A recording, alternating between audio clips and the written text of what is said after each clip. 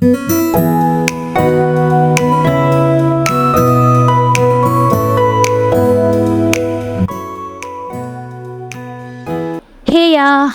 To day 8 of 100 days weight loss challenge. నేను చేసేది intermittent fasting. Eating window 16:8. నా eating window morning 10 o'clock start అయితే evening 6 o'clockకి close అవుతుంది. నేనైతే డే 8ని జీరా వాటర్తో స్టార్ట్ చేశాను. నేను డీటాక్స్ వాటర్కి బ్రేక్ఫాస్ట్కి మధ్యలో 45 minutes to 1 hour గ్యాప్ అయితే తీసుకుంటాను. నాకైతే ఆ రోజు క్లాస్ ఉంది, సో అందుకని చెప్పేసి నేను బ్రేక్ఫాస్ట్లోకి హోమ్మేడ్ ప్రోటీన్ పౌడర్తో ప్రోటీన్ షేక్ అయితే చేసుకొని దాన్ని అయితే క్లాస్కి తీసుకెళ్ళిపోయాను. ఈ ప్రోటీన్ పౌడర్ రెసిపీ మన ఛానల్లో ఈ వీడియో పబ్లిష్ అయినా కాసేపటికి పబ్లిష్ అవుతుంది. సో వీడియోని తప్పకుండా చెక్అవుట్ చేసి వీడియో నచ్చితే లైక్ చేసి సబ్స్క్రైబ్ చేసుకోండి. ఈ ప్రోటీన్ షేక్ కోసం 3 డేట్స్ని కొంచెం మిల్క్లో కాసేపు నానబెట్టుకోవాలి. అవి నానబెట్టుకోవడం వల్ల మనకి డేట్స్ బాగా మెత్తబడి బ్లెండ్ చేసేటప్పుడు చాలా ఈజీగా బ్లెండ్ అవుతుంది.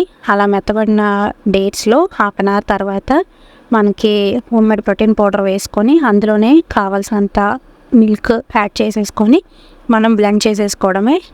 ఇంకా మన ప్రోటీన్ షేక్ రెడీ అయిపోయినట్లే. నేనైతే క్లాస్లో బ్రేక్ మధ్యలో అరౌండ్ 10 to 10:30 మధ్యలో నా బ్రేక్ఫాస్ట్ అయితే ఫినిష్ చేశాను. తర్వాత రూమ్కి వచ్చేసి లంచ్ ప్రిపరేషన్స్ అయితే స్టార్ట్ చేశాను. లంచ్లోనికి అయితే రోటీ చేసుకుంటున్నాను.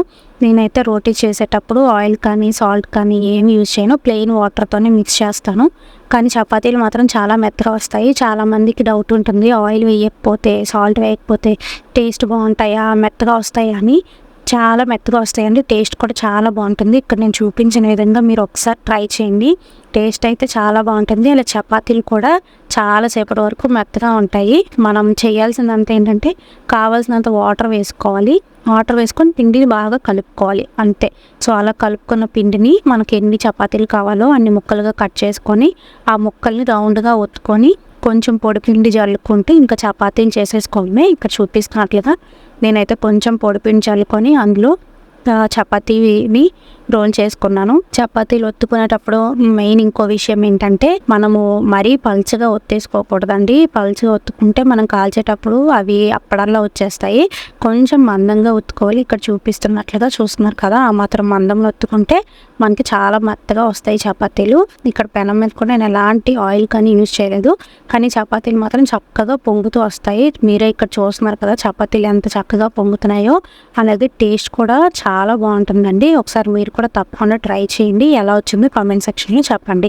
సో చపాతీలోకి అయితే నేను ఇంకా సైడ్ డిష్గా బీట్రూట్, క్యారెట్, ఎగ్ ఫ్రై అయితే చేసుకుందాం అనుకుంటున్నాను. దానికోసం స్టవ్ వెలిగించి బాండి పెట్టుకొని అందులోనే కొంచెం నెయ్యి వేసుకున్నాను. నెయ్యి కొంచెం కాగిన తర్వాత అందులోనే జీలకర్ర, ఆవాలు, పచ్చిశనగపప్పు, దంచుకున్న వెల్లుల్లిపాయలు, పచ్చిమిర్చి వేసుకొని బాగా ఫ్రై చేసుకోవాలి. పచ్చిశనగపప్పు, వెల్లుల్లి మనకు బాగా ఫ్రై అయ్యే వరకు బాగా కలుపుకొని అందులోనే ఎండుమిర్చి కూడా వేసుకోవాలి. ఇవన్నీ బాగా ఫ్రై అయిన తర్వాత అందులోనే సన్నగా తురిమి పెట్టుకున్న క్యారెట్ తురుముని వేసుకోవాలి. క్యారెట్ తురుము వేసుకున్న తర్వాత బీట్రూట్ తురుము కూడా వేసుకోవాలి. నేనైతే ముక్కలుగా కట్ చేయడం కంటే ఇలా తురుమునే ప్రిఫర్ చేస్తాను. చాలా ఈజీగా కుక్ అయిపోతుంది, అలాగే తినడానికి కూడా చాలా బాగుంటుంది. వర్కింగ్ ఉమెన్ ఎవరైనా ఉన్నా, లేకపోతే వెంటనే నెక్స్ట్ డే పనులు ఉన్నాయి కుక్ చేసుకోవడం అవ్వదు అనుకున్నప్పుడు ముందు రోజు నైట్ తురిమి పెట్టేసుకుంటే మనం ఈజీగా కుక్ చేసేసుకోవచ్చు నెక్స్ట్ డే. సో ఇలా తురిమి పెట్టుకున్న క్యారెట్, బీట్రూట్ని అందులో వేసేసుకొని మనం ఇంకా బాగా ఫ్రై చేసుకోవాలి. 2 minutes ఫ్రై చేసుకుంటే సరిపోతుంది. అందులోనే కొంచెం సాల్ట్, కొంచెం పసుపు కూడా వేసుకొని ఒకసారి బాగా కలిపేసుకోవాలి.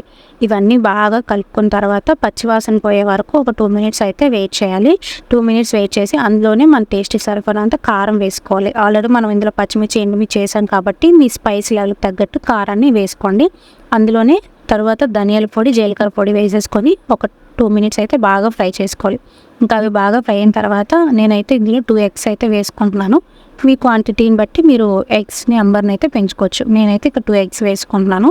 వేసుకున్న తర్వాత ఎగ్స్ని ఒక 2 minutes అలా అందులోనే ఉండనివ్వాలి, వెంటనే కలిపేయకూడదు. కలిపేయడం వల్ల చిగురైపోతాయి, మనకి ఎగ్స్ ఉన్నట్టు కూడా తెలియదు.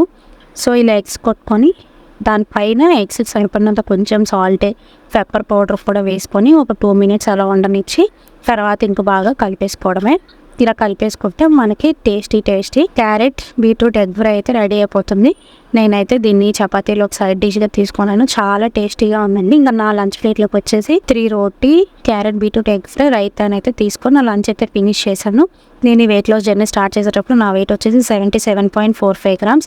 ఈ 100 daysలో నేను ఎంత వెయిట్ లాస్ అయినా తెలుసుకోవాలనుకుంటే ఛానల్ తప్పకుండా సబ్స్క్రైబ్ చేసుకోండి. మళ్ళీ రేపటి వీడియోలో కలుద్దాం. అప్పటి వరకు బాయ్.